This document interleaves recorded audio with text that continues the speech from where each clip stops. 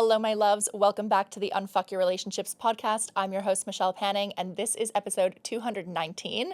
And if you're watching this on YouTube, you're going to see this is a very, very different format. So, plugging this right now, if you have not subscribed to my YouTube channel, go do that. It's just at Michelle Panning, as it is everywhere. But we are now going to be hosting these podcasts fully all video on YouTube. So yes, you'll still be able to listen, and I think video as well on Spotify, but you can listen on iTunes or whatever it is, or Apple Podcasts. Is that what it's called? Guys, I'm not an Apple girly when I listen to my podcast, but you do you. And now we're going to be hosting the video completely on YouTube, which is so fucking exciting and a much needed upgrade for the podcast because, like I said, we're 219 episodes in. I've been running this for a few years. We've got over 2 million downloads here, and I was still recording on a webcam in my office. And you guys didn't even get the full video, which, to be fair, you wouldn't even want them because it just like is not the best quality. So I have invested in recording at a studio, which is cool, but you guys will find this so funny because you probably see me as like very confident, which I am, but recording in a studio, this is all new to me, like speaking directly into a camera and having this like mic directly in my face and all of the things, and I've got like all these lights here. Anyways, the studio that I'm filming at, the two people who are working here, shout out to Emily and Oscar, they like sat down in the room and I was like, wait, are you gonna be in the room when I'm recording? They're like, yeah. I was like, oh. They're like, do you want me to leave? I'm like, yeah. Because I'm just not used to recording like with an audience, you know? I'm so used to just being in my room and I can take my time, like if I need to take a drink or I fuck up my words or whatever it is. So I just found that really funny. Anywho, today I'm really excited for this episode because I've been thinking, so as I was making the switch over to this new podcast company, I was looking at the episodes that have done really well, like in terms of what you guys really love and what you love to listen to. And boy, do I know my audience well, because I was like, I can guarantee anything about anxious attachment, they're going to be little sluts for, which I was right. So we are going to be talking about anxious avoidant relationships and how to navigate them through shadow work. So I know I've done a few episodes on anxious attachment, avoidant attachment, well, dismissive and fearful. And my most recent one, which must have been, I think it was like episode 130 or something like that, people commented all over it being like, why are you advertising so much in this? I'm like, I'm sorry, you're angry that I talked about my own programs on my own platform, but okay. But here we are. So I've taken your feedback. I will obviously always talk about my programs because they're amazing, but I will do my best to stay on track and give you guys the fucking goods, okay? So today's conversation is not really going to be the standard conversation that you would think in terms of anxious avoidant, because a lot of anxious avoidant rhetoric out there is learn better communication, learn nonviolent communication. The anxious person, you need to learn to regulate yourself, and the avoidant person, like you need to know how to be in closeness and all things. Like, yes. Or it's like, oh, the anxious person, you need to let the avoidant have more space, right? And the avoidant, you need to let the anxious person take up more space and all of the things. Yes, but also what that is actually doing is only amplifying the wounds and patterns that already exist within you. So think about if you're avoidant, if you're a dismissive avoidant, and you are used to the way that you self-soothe is by taking space, by taking a lot of space for yourself and being in closeness, being in close proximity. I just hit the mic. Being in close proximity with a partner destabilizes you, dysregulates you. You're going to want to de-escalate by taking space. So if you then go to couples therapy or you do a program or whatever it is where it's like, oh, the need of the avoidant is space, which there's truth to that. But if that's the need and you keep playing into every time that something comes up for you, every time you get dysregulated, you need to then retreat and go take space, you're only solidifying that pattern for yourself. So for example, I have been dealing with really, really intense anxiety. And I started working with a practitioner. It's not a fit for different reasons. And so I'm looking for another practitioner to move through it because I get quite intense panic attacks where I get really, like my gut just goes and I get really intense nausea. And sometimes it results in me actually physically being sick.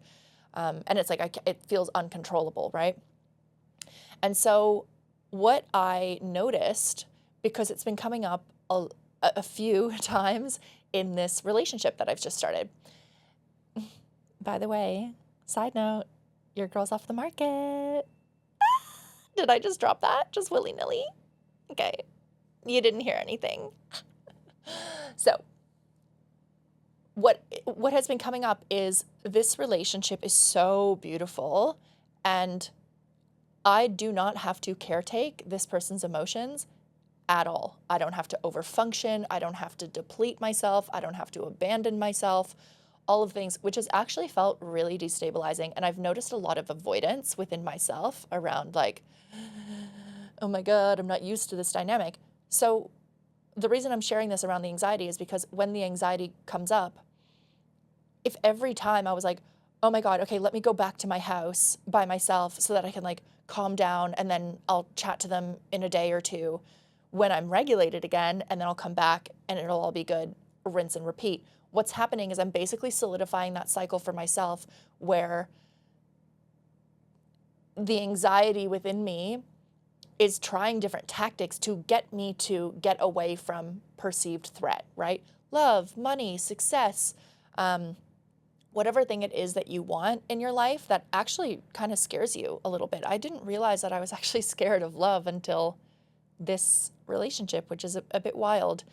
And so if every time that I feel that hit of anxiety, I end up retreating, then the anxiety wins in that moment of being like, oh, okay, we found a pathway to where if I make her so anxious that she then, if I get the nausea or whatever, then she then leaves the situation and goes home and retreats. Great. Now we found a foolproof way to keep us in quote unquote safety, right? Which isn't actual safety. It's perceived safety because there's literally nothing unsafe about the relationship in front of me. And so that is really an important distinction to make of where you're like, oh, I actually have this need, or you're actually solidifying a pattern. And that's what I really want to break down for you guys today. So the reason that anxious, avoidant relational dynamics typically do not work is because there's so much finger pointing. There's so much you're the problem, right? So if he would just lean in and be more emotionally available or share his feelings more or be honest about what he's feeling or reassure me more, I would be fine, says the anxious person, right? And the avoidant is like, if she would just calm down, and I'm, making a generalization here that men are more avoidant and women are not, which is not the case. But, if she would just calm down, if she would get a life outside of me, if she would stop being so crazy, if she would stop having so many emotions and stop having so many needs, then I would be fine. And so there's a lot of rhetoric where it's like, if you change, then I won't have to. Right? Then I won't have to take responsibility for my stuff. And that's really ultimately the nail in the coffin for so many relationships, is that they're waiting for the other partner to change. And I have lots of friends who are coaches and therapists and psychotherapists and all the things who work with couples, and they talk about how they'll see a couple come into their office or on Zoom or whatever it is, and there's so much, but he and he and he and da, da, da, da, and she and she and she and she and she. And they're like, okay, cool. And I've seen it in, my own courses where they're talking about everything that their partner is doing. And I'm like, okay, but what about you? What are you contributing to this dynamic? And it's like, uh, right? So most couples go to therapy, they get told to compromise, they get told to, see the other person's perspective. And again, all beautiful things, but it doesn't actually work. And the reason that it doesn't work is because it causes you to manage the symptoms, not the actual root cause of why this is playing out in the first place, which is exactly where shadow work comes in, because shadow work gets to the root, like the core essence of why you do the things that you do and why other people do the things that they do. And it's why I fucking love it so much and I'm so passionate about it, because you're not just going to be managing symptoms. The symptoms dissipate on their own when you actually manage the root cause. And when you're stuck in that dynamic, you are still running from the parts of yourself that you don't like, disown, shame, repress, pretend don't exist, or that you actually don't even know and you have no conscious awareness that they exist. And so it keeps you in this feedback loop where you are reliant on your partner for your healing, which is ultimately not sustainable. So like I said, if you don't know shadow work, please school yourself. But the shadow is essentially, as I just said, the parts of yourself that you repress, deny, shame, do not own, project out onto others, and ultimately have no conscious awareness of, right? So the things that you say, no, I swear on my life, I am not that, right? I'm not needy. I'm not avoidant. So maybe you have an emotionally unavailable or more avoidant partner, and you're looking at them being like, I don't fucking do that. I don't dismiss other people's feelings. I don't run away when things get hard. I don't do that. Is that true? Is that true? Do you maybe not do that in relationships, or do you not run away when things get hard at all in your life, right? Because I can guarantee if I said, great, the ultimate solution, or not the ultimate solution, but this relationship is not working for you. Have you thought about leaving? Guess where every anxious person becomes avoidant? And they're like, what? Where'd that come from? I didn't hear anything.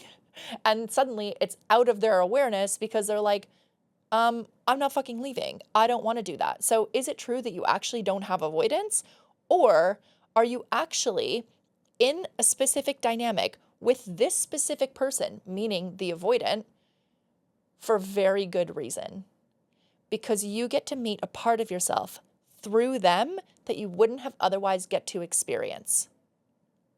And so if your partner's behavior triggers the fuck out of you, caveat before I get into that, I'm not talking about abusive situations, okay? Because I'm going to talk a lot about moving through things together in a relationship dynamic. I'm not talking about physical, emotional, mental, sexual, financial, any form of abuse here, okay? So I just want to make that very, very clear. I'm not talking about, oh, you need to do more work on yourself and look at your shadow work. Shadow work's probably, if anything, if you do shadow work and you're in that space, it's only going to help you leave the relationship in a way that minimizes your risk of returning, is what I will say, okay? But I'm not talking about abuse here. So when I say if your partner's behavior triggers the fuck out of you, that's a good sign in terms of they're pointing you towards your shadows. So it's not to be like, oh my God, because what most people do is they think, oh, if my partner could actually just erase all the avoidant parts of his personality, or erase all the avoidant parts of himself, or she could erase all the anxious parts of herself, then I'd be left with all the great parts that I love about them. And then they could learn more things that I love and that they could start to be like that for me. That's not love. And also that's not realistic as well. That's not what happens when people start to work on themselves.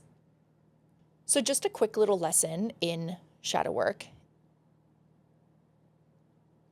Like I said, the things that you repress, deny, shame, all those bits. Why that happens is because when you're growing up, when you're a child, this is unconscious, you're always looking for what are the behaviors that get me love, safety, and belonging, and what are the behaviors that remove love, safety, and belonging, right? So what are the things that put my love, safety, and belonging at risk? And what are the things that help me attain love, safety, and belonging? And so through that, you start to discern, oh, when I'm needy, I'm chastised, or I'm told that I'm being really needy, or, I'm, oh my God, you always want so much, whatever. So then your neediness or your needs get pushed into the shadows, right? Same thing with someone who falls more anxious. They may be told that, oh my gosh, you're so helpful and all of these things. And there's nothing wrong with being helpful, except when you base your entire personality around it and you become the helper, you become codependent, you become all of these things. So your autonomy and your sovereignty gets pushed into the shadows, right? And so, your ability and in your autonomy and your sovereignty, that's your ability to set boundaries, right? So the avoidant shadow is their vulnerability, their needs, their desires, their ability to depend on someone, right? Because it's actually very natural in a relationship to depend on your partner, not for your existence, but to know that your partner is fucking there and they've got your back and they're there to support you, right? So when you were told if you fall more avoidant or if you lean more avoidant, and this could be dismissive avoidant or fearful avoidant, if you lean more avoidant on the fearful avoidant, and we're going to have a whole episode because you guys are so exciting. This is so cool. The next 3 episodes are going to be about anxious attachment blind spots, dismissive avoidant blind spots, and then fearful avoidant blind spots, which is super, super cool. So if you don't know, fearful avoidant is like anxious avoidant. So you're like, come here, go away. It's both. So, those parts that you were told, like, they're gross, they're unacceptable, you need too much, you want too much. If you had a parent who was really uncomfortable with physical affection and then you, as a child, wanted to be physically affectionate because that's what people do, that's what humans do, and you were brushed off or, oh, we never say I love you or anything like that, it's going to be very difficult for you to maintain a healthy relationship and be able to speak your needs clearly and be able to lean in and say, hey, that hurt my feelings, or I'd really love a hug, or whatever it is. And so that's going to feel really difficult if you have not done the work to move past that, right? And so an avoidant will overly identify with being self-sufficient. So the way that an avoidant person de-escalates themselves is by being alone. So they want to withdraw. They want to pull their energy in. They want to go internal. And they basically, their whole narrative is, I cannot rely on anyone. I cannot depend on anyone. It's just me, myself, and I. I've got me. And so anytime that they get into a relationship where things start to get serious, and I've seen this in my own relationship now, where,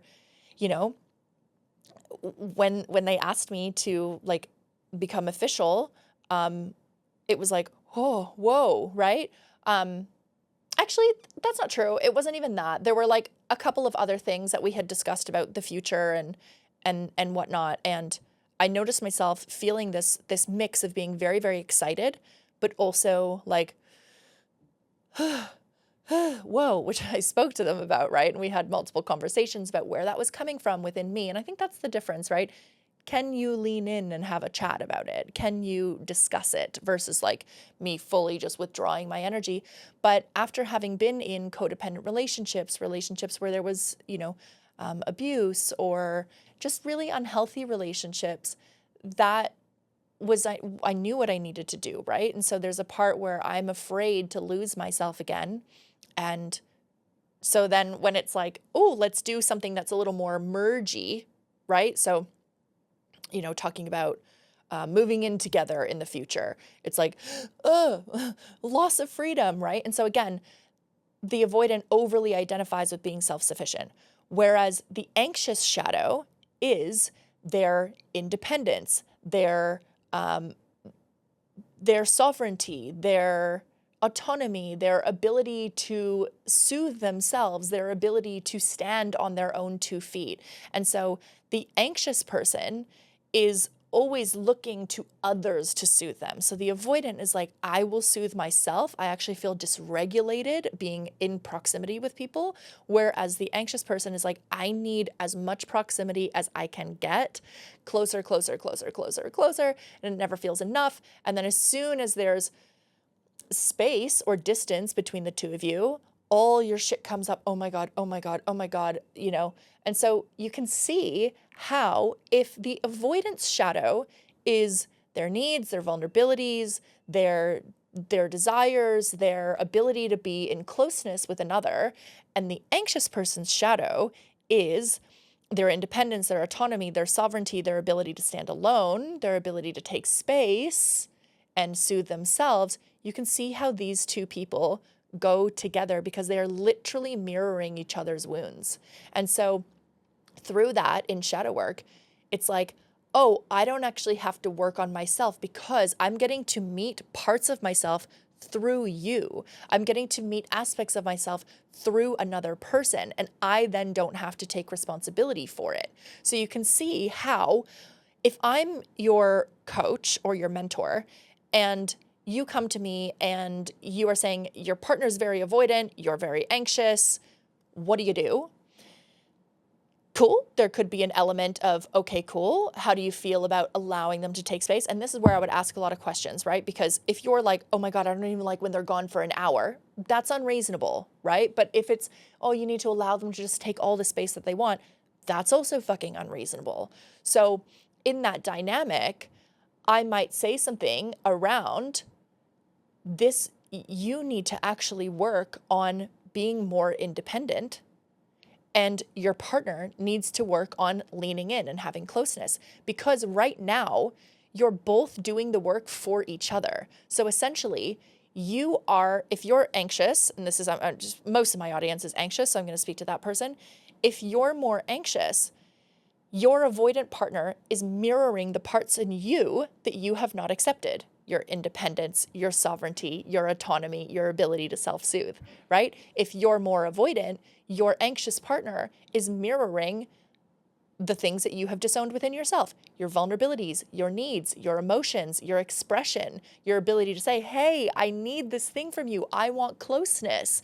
And so rather than seeing your partner as the villain and, oh my God, what the fuck is wrong with them? Can't they get their shit together? I don't understand why they're so fucking avoidant, why they're so fucking anxious. Like, oh my God, just go get a therapist. Rather than seeing them as the problem, look at what gifts they actually have to share with you that could actually bring so much healing. And this is something I really speak about in my program, The Connected Woman, because we have a whole module on projectional love. And I break this down where, you know, these two different relationships, childhood wound mates and karmic relationships, they're there to teach you things, okay? And if you don't recognize them as being teaching relationships, you're gonna miss the lessons, and then you're gonna go to your next relationship and do the exact same fucking thing. And so in these dynamics, there's so much one-sidedness and so much over-functioning, right? So the anxious partner does a lot of the emotional labor and just a lot of the pursuing, right? So they're maybe planning everything. They're taking on the mental load of the relationship. They are, you know, really working overtime in planning the future. They are chasing closeness, whereas the avoidant does all the withdrawing, right? So anxious, all the pursuing, and avoidant, all the withdrawing. So they are keeping independence alive. They are, you know, staying regulated as much as they can. They are pulling back, all of the things. And so this ends up confirming each person's worldview of how they see the other person and how they see themselves, right? So the avoidant says, I'm fine. You're a fuckwit. You're a mess. You need to work on yourself, right? And the anxious person, their worldview is, I'm broken, you're fine, typically speaking, right? And this was certainly true in my past relationships where I felt like I was the problem. I was a burden. I'm also not saying that I wasn't a problem. I was definitely fucking problematic, okay? But I mean, I took 100% responsibility that if I can just fix myself and I can get my shit together, then the relationship would work. Then it would be great. Then we would just run off into the sunset and be happily ever after. Of course, that's not fucking true. And it's also not true from the avoidant saying like, I'm fine, you're a mess. That's not true. They're equally as cooked as you are. Okay, so that's not the thing. The reality is both people are psychologically half-baked, half-developed. And so neither of you can do whole relating and secure relating because you're both coming up as halves of a person and then thinking that together you make a whole person, which again is just not a reality. And so each person is outsourcing the parts that they have rejected themselves to the other person, which is not sustainable. Now, this is where I say it can take one person to shift a relationship dynamic.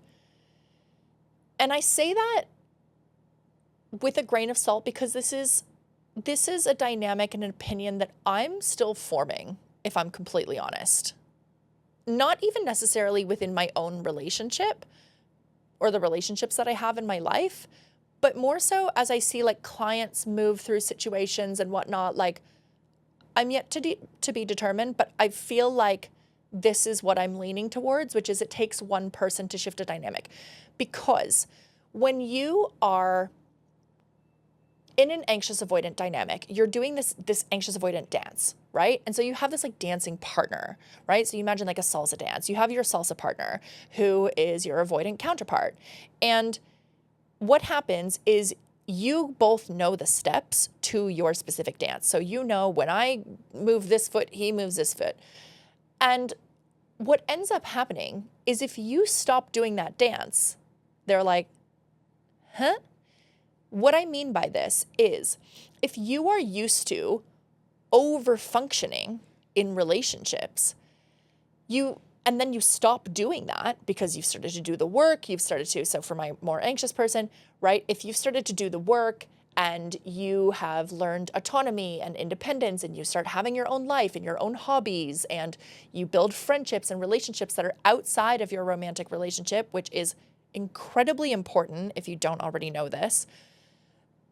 So you start doing that, and then your partner, who was more avoidant, because you're no longer carrying all the closeness, all the pursuing, all the chasing, all the leaning in, all the emotional labor, your partner has no choice but to develop that missing skill, or the relationship doesn't work out. That's it. And so this is what I say because this happens quite frequently with clients where they're like, well, I stopped being so anxious and I thought that would make him lean in more.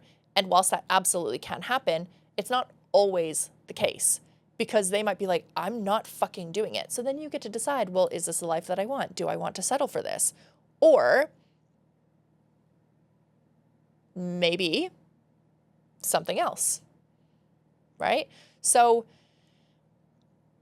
what happens is every anxious girly that I talk to, they're like, oh my God, I want nothing more than my partner to be emotionally available. Okay, cool. So you want them to tell you how they feel? Yes, Michelle, that's all I want. I just want to know how he feels. Okay, well, what if he feels like you did something wrong? What if he feels like you're actually quite critical of him? What if he's expressing how you've actually hurt him or disappointed him or let him down? No, I was hoping like he would share more about like the future or like how much he loves me. Well, you don't get to have it both ways. You don't get to have it both ways. And so you can see the secondary gain, right? The payoff for keeping your partner stuck in emotional unavailability. Because, sure, they might not be sharing anything good, but they're also not sharing anything bad, So you don't actually have to meet the parts of yourself that maybe feel insecure or inadequate or not good enough or too much or whatever it is. And you can just stay in like, I didn't do, no, they're the problem. They're the problem, right? For an avoidant, if your partner stops doing all of the work, then what? Then what, right? Oh, I want her to have a life outside of me. I want him to be able to, do his thing and rely more on logic. Okay, well then who's doing the emotional labor? You're going to be required to step up then. You're going to be required to put in your 100%. Oh, you don't want to do that? Right. Well then, I don't know what to tell you. And this is the reality in that a healed partner or someone who is actively doing the work to heal and is moving towards secure or is secure absolutely will not tolerate the fucking constant feedback loop of anxious and avoidant. They just won't, right? It's actually very unattractive. And so if you are the person who's unwilling to actually put in the work, guess what? People are going to leave. And that's not to threaten you or to scare you. It's to actually light a fire under your ass around who do you want to be in relationships? I want to be the person who gives my all. Like, I'm going to be so fucking straight up with you guys. This relationship is with someone who's the most emotionally open person that I've ever had the pleasure of dating. And with that comes a new level of emotional intelligence and emotional availability from me, because I've always dated people who were less emotionally available than I was, let's say. And so I found great safety in that because I got to pace how deep we went emotionally, because they were never going to go deeper than me. And so I was like, oh, okay, I feel comfortable here. That's where we're going to stop. Versus being with this person, it's like, oh, they're actually taking me to like a deeper level of feeling that I've ever experienced within myself. And I'm like, whoa, like that's a lot. And it requires a deeper level of presence and listening and emotional attunement. And honestly, like, I'm not even being funny. Like, I've seen how fucking self-absorbed I can be in this relationship. I'm like, whoa, I can be very kind of selfish, honestly, in my needs, which is very, very interesting because I hadn't seen that before in relationships. So this is the thing. Look at like, what is this person showing? What are they bringing out within me? Because there's so much gold in that for you. And this is the thing that like make them change dynamic just doesn't work, because you'll end up sabotaging it. You'll end up sabotaging it, right? Because your nervous system hates change. Your brain is not wired for you to be happy. It's wired for you to survive, not thrive. And so in that, when your partner starts to change, you'll unconsciously push them back into their role, because the brain would rather a familiar hell than an unfamiliar heaven, right? So it would rather keep you stuck in the same fucking dynamic, because at least your brain is like, well, at least we know this. We know how this ends. I can handle this. This is okay. Versus, oh my God, I actually don't know how to show up in this dynamic. And something I hear a lot from clients who they come in super anxious, and then we work together, they do the shadow work, and then they start to see how fucking avoidant they are. Or I work with someone who's really avoidant.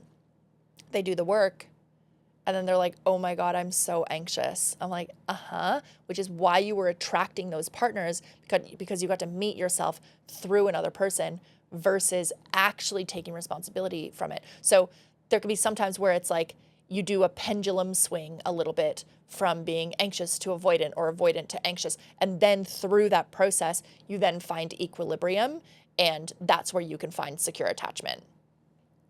So there's a few questions that I would ask you if you were my client, and that I asked myself in previous relationships, and even as I approach this relationship, like, just being conscious of these things, which is, are you willing to let this dynamic shift? What I mean by that is, because your first answer might be like, of course I want this dynamic to shift. I fucking hate this.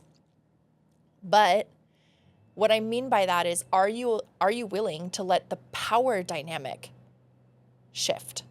Because you might take great power in being the avoidant one who gets to retreat and, like, you get to have your space and all of the things. And so if your partner stops over functioning and stops doing all the emotional labor and stops doing everything for you, essentially, in terms of, carrying the emotional load, the mental load, all of that, are you willing to lean in and reveal your needs?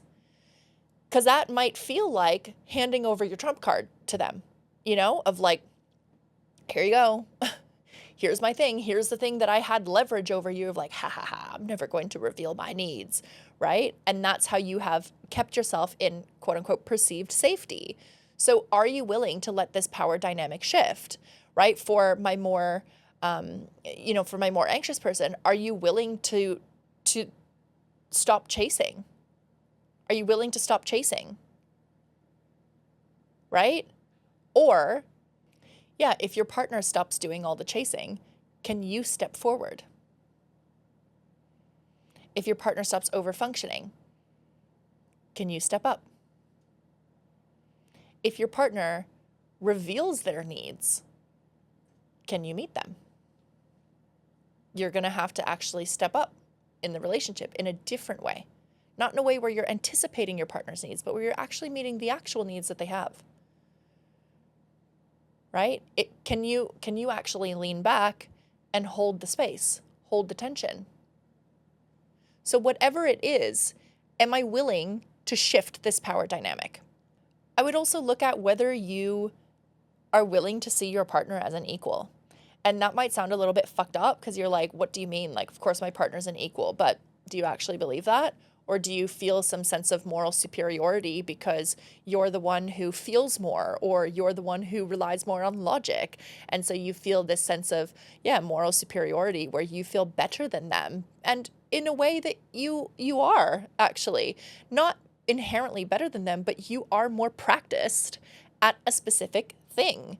And that gets to be okay. But can you see your partner as an equal in the sense that giving up this very fucked up idea that either they're broken and you're all good, or you're broken and they're all good, right? And so it's basically like one of you is the broken one and then one of you is the rescuer, which is a dynamic that I see a million times over in my, with my clients, is that, they're either acting like an absolute baby in relationships, to be honest. And there's a term, is this Carl Jung? I feel like it might be, but I honestly can't remember. It was a YouTube video that I watched ages ago and it was so good, on the eternal girl. And it's basically this you have this girl within you that just never wants to grow up, right? You want to be babied. You want everyone to rescue you. You want everyone to do everything for you, and everything is hard and wah, wah, wah, wah, wah. And so you see yourself as eternally innocent and you can do no wrong and it's everybody else's fault, which is very victim-y, and that's very, victim consciousness, and it's coded so much in that dense energy of being a victim. But in that, right, then you have everyone around you conditioned to rescue you. And then, of course, people find meaning in that. And so you can imagine how a dynamic, if you have a partner who is a rescuer and then they want to save you, you're going to keep, what's the word that I'm looking for? Enabling each other. You're going to keep enabling each other because you're like, oh, well, I don't have to actually save myself. And they're like, I'll continue to save you so that I feel relevant and worthy and important. And so it's giving up that dynamic that one of you is the broken one and one of you is the rescuer. Can you actually surrender those roles and see each other as two adults who are coming together to co-create a relationship? It's also taking responsibility for how you pull out each other's shadows. And this is something that not a lot of people want to look at, right? Because they want to see everyone's behavior as isolated. No, this is them and this is what they're doing and all of the things. When in reality, when an anxious person goes into protest behavior, right? So, oh, they took 2 hours to respond to me, so I'm going to take 4 hours to respond, or I'm going to do something to make them jealous, or I'm going to shut down and I'm going to cry and I'm going to sulk so that they come towards me, all protest behavior, that actually does not inspire closeness within someone who's avoidant, just so you know.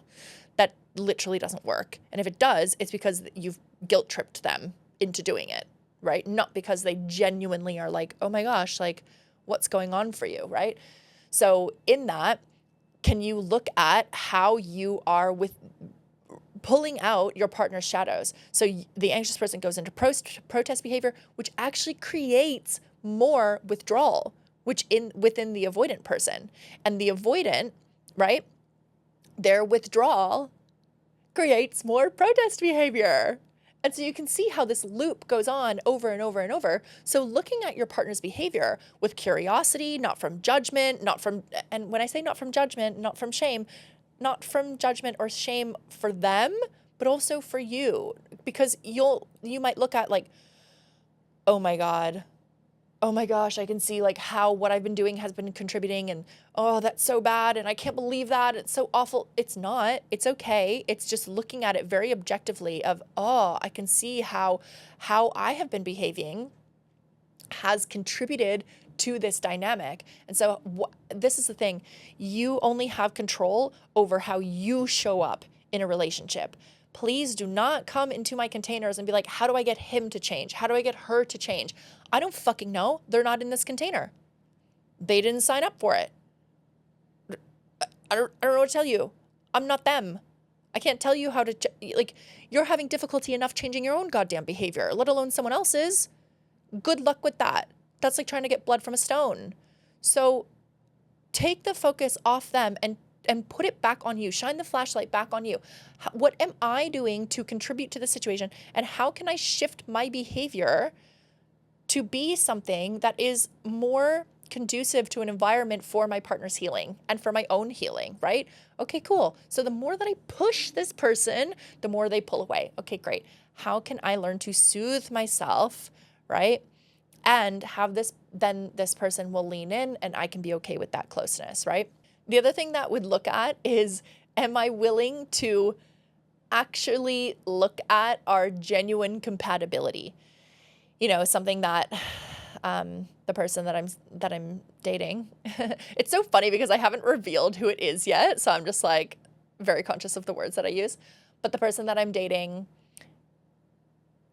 said to me this morning, they were like, I really, because we said, I love you. And they said, I really like you as well. And I just thought that was so beautiful, because that's something that really often goes overlooked, because people get into relationships based on chemistry and really overlook compatibility. So they get in because, oh my gosh, you're mirroring my wounds. You're probably, the thing is, if you actually look at it, the avoidant, you're probably drawn to your partner in the beginning because they were so free-spirited. They're so in touch with their emotions. They're so embodied. They feel so deeply. They have this beautiful outlook on life where everything is like magic and awe, and they're they have a lot of aliveness. And then for the anxious person looking at the more avoidant person at the beginning of your relationship, you probably were like, oh my gosh, they don't give a fuck what anybody thinks about them. They're so independent. They go after what they want. They're so ambitious, something along these lines, where you can see the threads of this, of the anxious, like being very feeling based, and the avoidant being a lot of logic based. And so you can see how those two things really play on each other. And so you can see how you would get into a relationship based off wounds and actually overlook compatibility. And compatibility is based on a shared life vision, what you guys want for the future individually, and then coming together to co-create a shared life vision. It's based on your goals for the future. It's based on your values, the things that are really important to you. And that's what, and then of course, shared interests, but that's usually where people start. Oh my God, you like hockey? I like hockey.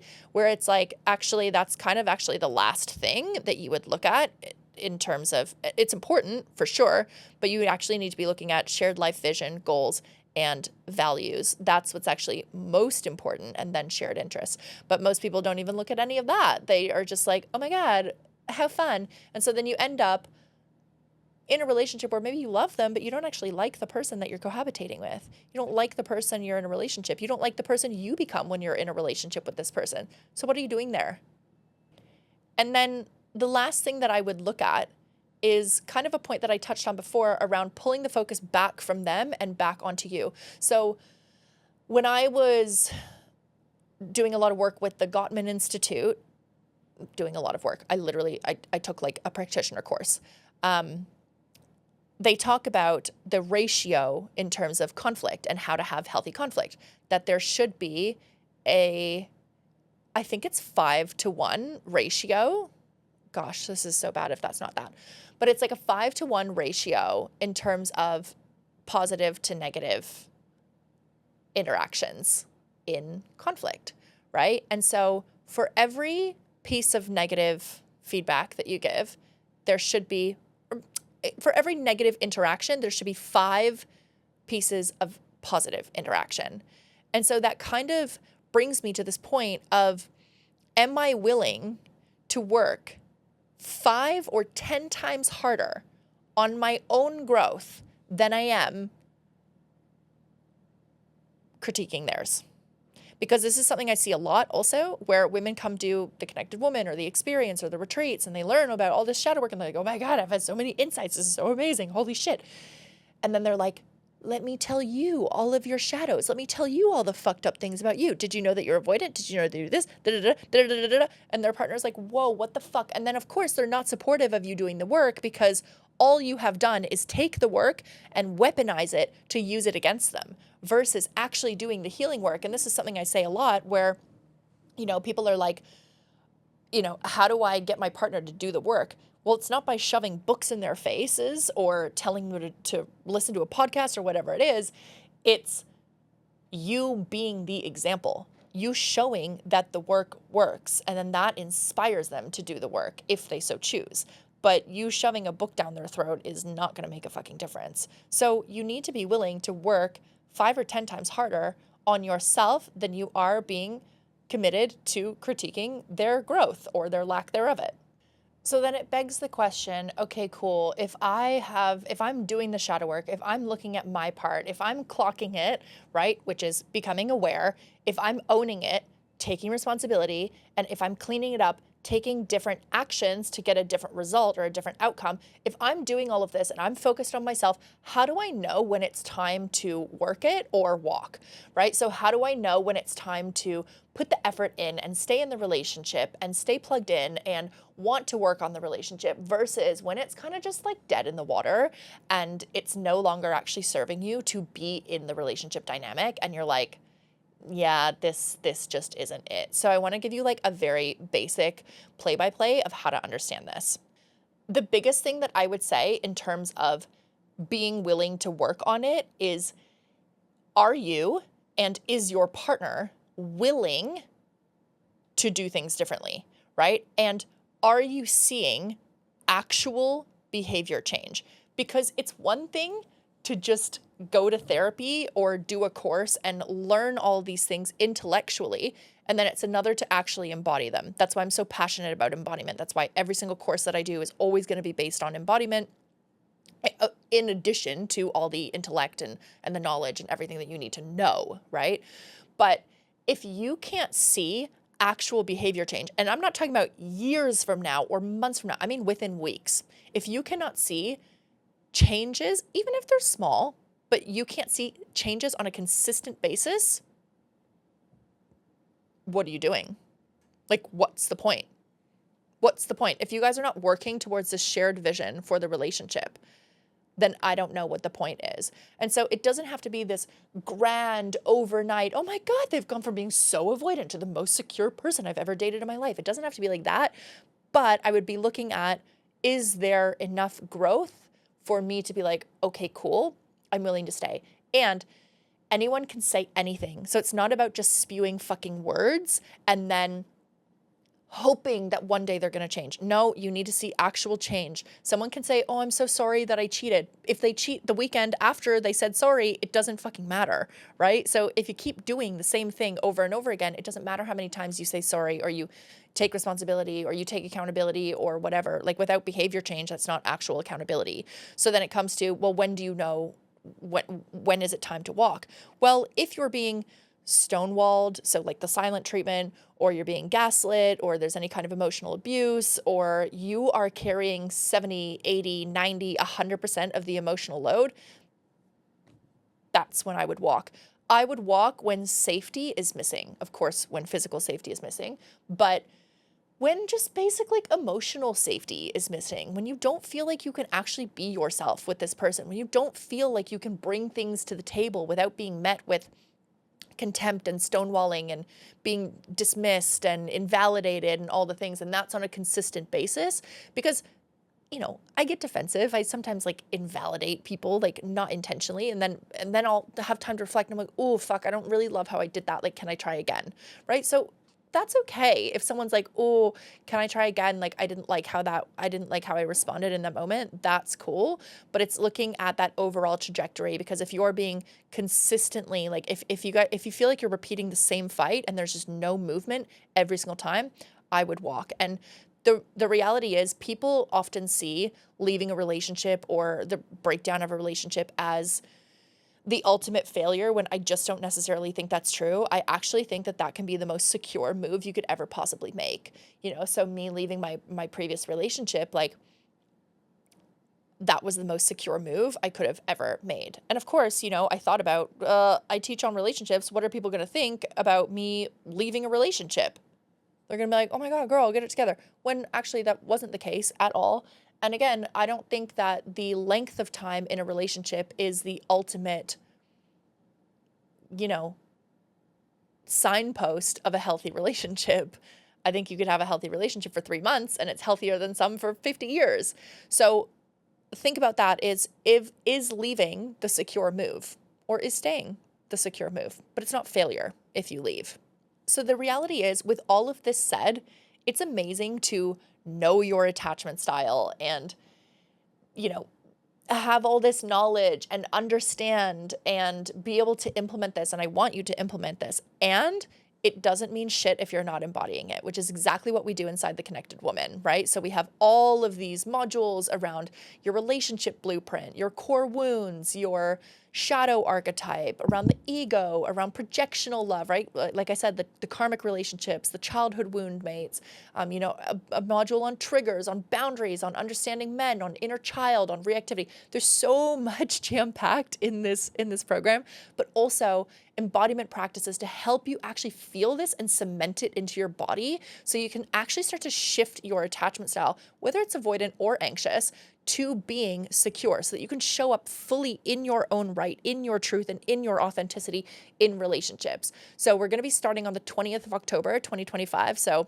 if you're listening later than this, maybe you can still join or there's another round, but I would get in now. I'm so excited for this round. There's already I don't know, at the time of recording this, 25, 30 women in there, which is so exciting. Oh, plus all the girls from the experience, so 60.